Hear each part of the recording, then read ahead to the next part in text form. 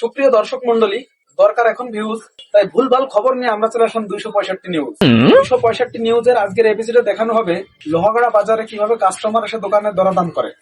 তা চলুন দেখতে থাকুন কিভাবে কাস্টমার দরদাম করে। ভাই গেঞ্জি আছে না? থ্রি কোয়ার্টার হাতা গেঞ্জি? হ্যাঁ ভাই আছে। আচ্ছা ভাই দেখান তো, ভালো একটা গেঞ্জি দেখেন।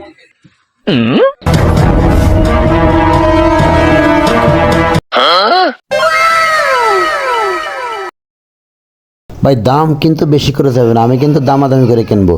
150 টাকা দেন ভাই। মাল আপনার কাছ থেকে কিনা যাবে না রে ভাই, আপনি খেলা জমাতে পারেননি।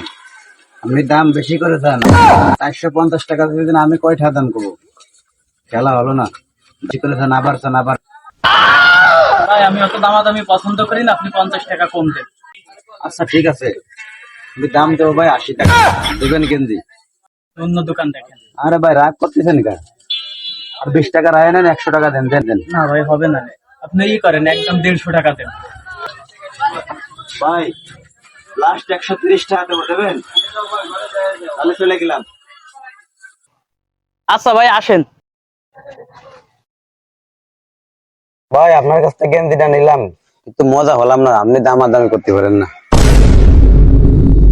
দেখলেন কিভাবে দোকানদার বীজ কাস্টমার দরদাম করে মাল বিক্রি হয়। এভাবেই আমাদের লোহাগড়া বাজারে দরদাম করে যে কোনো পণ্য বিক্রি হয়।